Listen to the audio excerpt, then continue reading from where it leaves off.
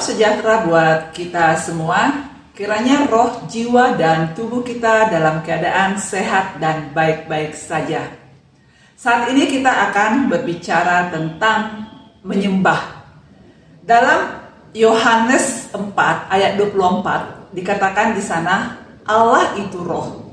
Barang siapa menyembah Dia harus menyembahnya dalam roh dan kebenaran. Ayat ini dilatar belakangi oleh kisah percakapan Yesus dengan seorang perempuan Samaria, di mana pada saat mereka berbincangkan, salah satu topik yang mereka bahas adalah tentang penyembahan. Orang Samaria meyakini bahwa menyembah Tuhan itu haruslah di Gunung Gerizim, sementara orang Yahudi meyakini bahwa menyembah Tuhan itu di Yerusalem. Dan hal ini salah satu menjadi pemicu pertentangan antara orang Samaria sama orang Yahudi, menyebabkan mereka tidak bersahabat satu sama lain atau mereka memiliki pertentangan, ya. Nah, itu sebabnya Tuhan Yesus berkata bahwa akan tiba saatnya orang-orang menyembah Dia bukan lagi di Gunung Gerizim ataupun di Yerusalem. Tuhan Yesus menyatakan kepada perempuan Samaria itu, kamu menyembah Allah yang tidak kamu kenal, tetapi kami menyembah Allah yang kami kenal. Nah, pertentangan yang dialami oleh orang Samaria ataupun dengan orang Yahudi juga terjadi pada saat sekarang. Orang Kristen saling mencemooh ketika melihat orang lain menyembah dengan melompat, maka yang suka menyembah dalam ketenangan mereka itu orang gila tuh. Masa menyembah Tuhan melompat-lompat? Dan sebaliknya, orang yang melompat-lompat ketika melihat orang lain menyembah Tuhan dalam ketenangan, nggak penuh hadirat Tuhan tuh. Masa dia kayaknya hanya diam aja, tidak mau bersorak-sorak buat Tuhan. Yang ada timbul penghakiman satu sama lain. Bahkan tak jarang hamba Tuhan dari mimbar pun sering mengkritik gereja yang lain tentang penyembahannya.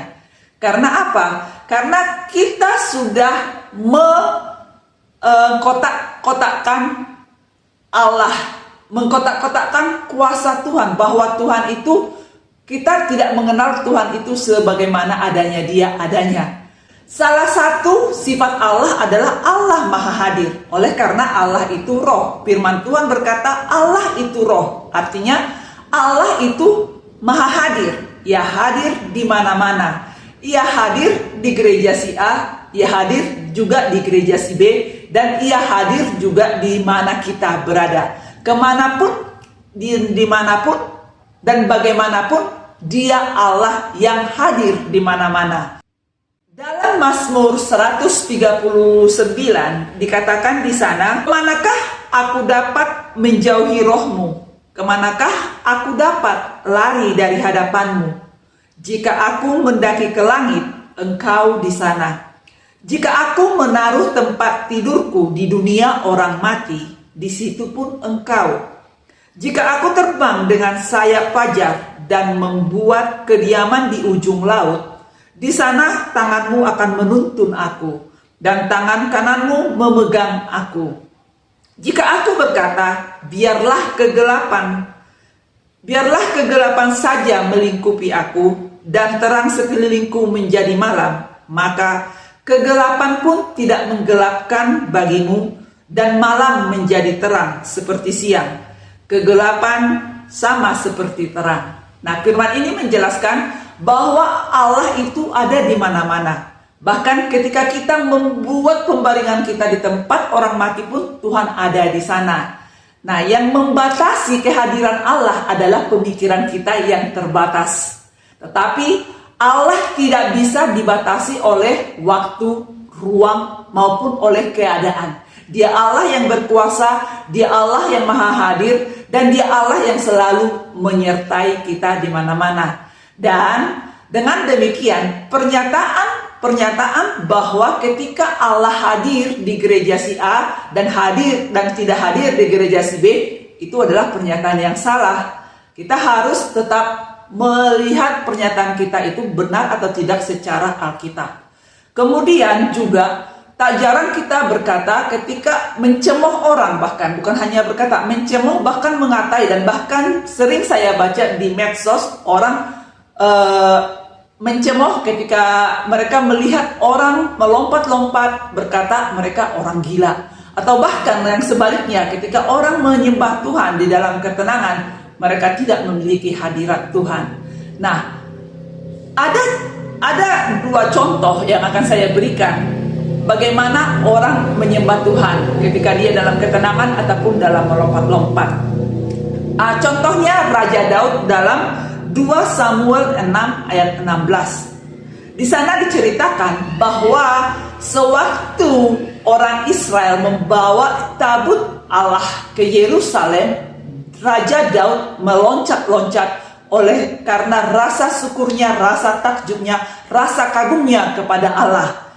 Dan pada saat yang bersamaan, Mikal istri Daud, putrinya Saul, melihat dari atas. Dan dia memandang remeh terhadap Daud. Dia mencemooh Daud. Dan pertanyaannya, apakah Allah tidak hadir di sana? Kita tahu bahwa orang Israel pada saat itu sedang membawa tabut perjanjian Allah. Tabut perjanjian Allah menandakan kehadiran Allah pada saat perjanjian lama. Di mana tabut Allah berada, di sana ada hadirat Allah. Kemudian yang kedua adalah di dalam perjanjian baru, dalam Markus 14 ayat 3 sampai 9, di sana menceritakan seorang perempuan yaitu Maria yang datang membawa minyak dalam buli-buli, kemudian memecahkan minyak tersebut dan mengurapi Tuhan Yesus. Dan yang terjadi saat melihat perbuatan Maria ini, Yudas juga mencemooh Maria. Dia berkata, itu merupakan tindakan pemborosan. Lebih baik itu minyak dijual dan uangnya dibagi-bagi. Dan Yudas bukan berarti karena dia sangat memperhatikan orang miskin, tetapi karena hatinya yang korupsi. Pertanyaannya, apakah hadirat Tuhan tidak ada pada saat Maria dalam ketenangan mencurahkan minyak tersebut? Alkitab menceritakan Tuhan Yesus hadir di sana.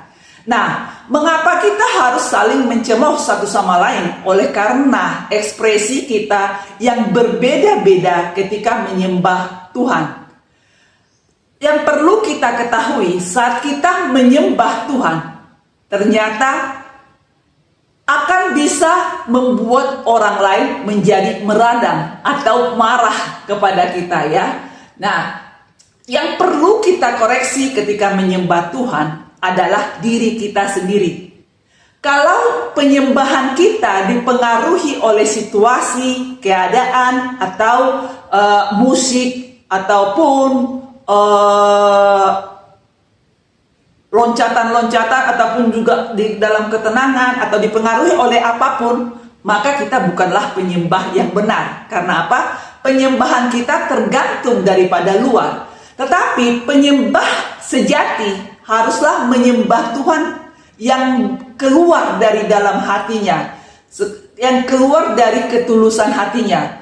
Oleh karena itu, apapun yang terjadi di luar, entah musik yang mungkin kurang baik, ataupun mungkin musiknya tidak sesuai dengan selera kita, atau lagunya tidak sesuai dengan selera kita, bukan berarti Tuhan tidak hadir di sana. Tetapi masalahnya adalah kita, hati kita sendiri. Nah, saat kita sedang menyembah Tuhan, yang terutama perlu kita periksa adalah hati kita sendiri. Jangan ujuk-ujuk langsung menjudge bahwa hadirat Tuhan tidak hadir di tempat si A, hadirat Tuhan tidak hadir di tempat si B, tetapi hadirat Tuhan hanya hadir di sini.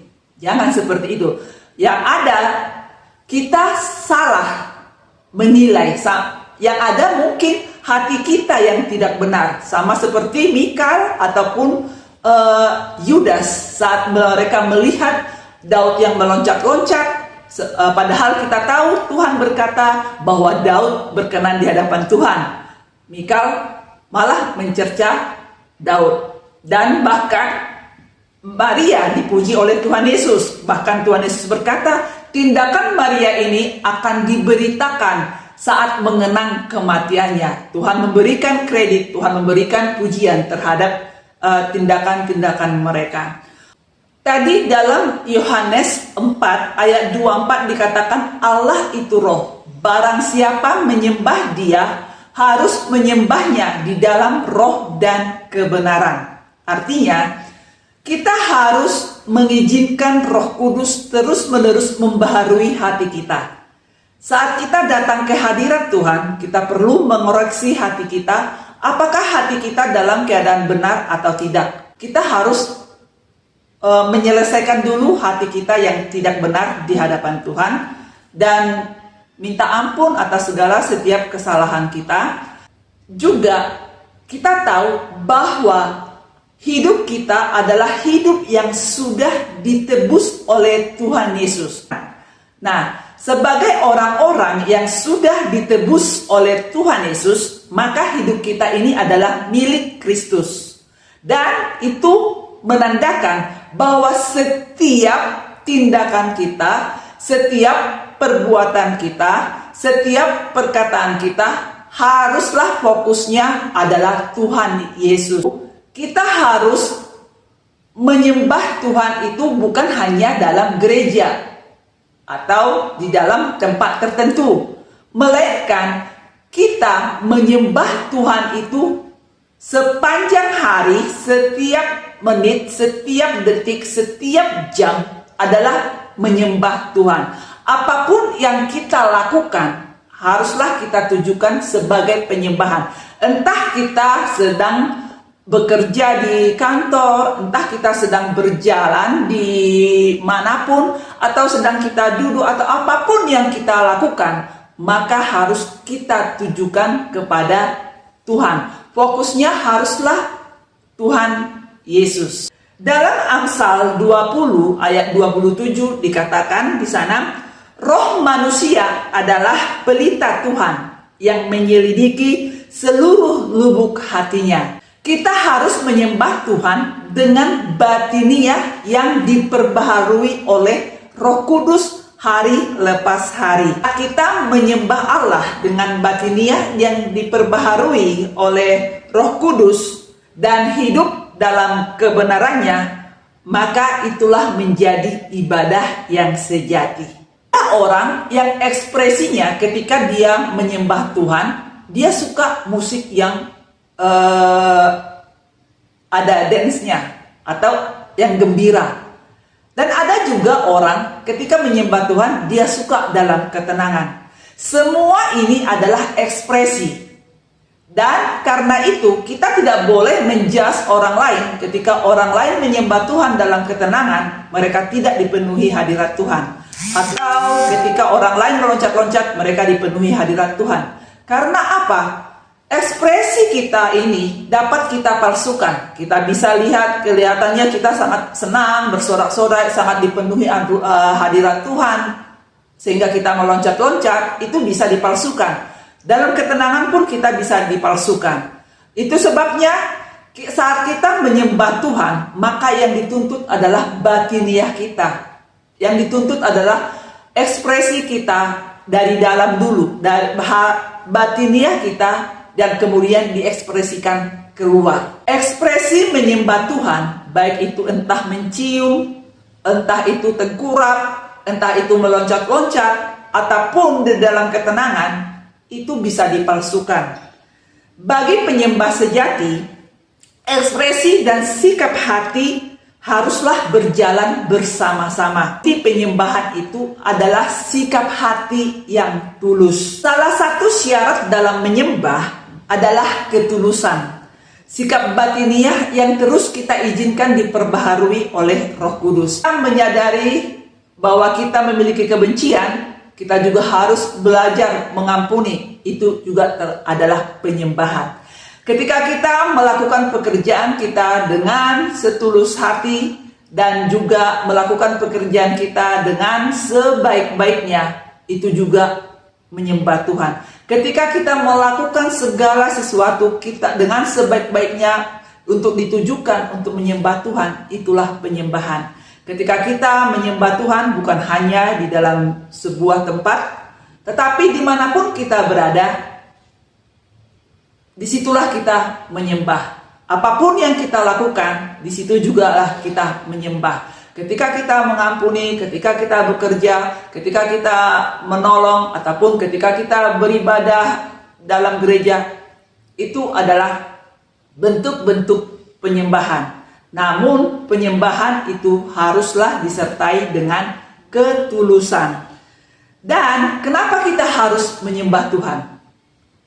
Dikatakan dalam Wahyu 4 ayat 11, Tuhan dan Allah kami, Engkau layak menerima puji-pujian dan hormat dan kuasa, sebab Engkau telah menciptakan segala sesuatu, dan oleh karena kehendak-Mu semuanya itu ada dan diciptakan. Dia layak disembah. Dialah sumber dari segala kehidupan. Dialah yang menciptakan segala sesuatu.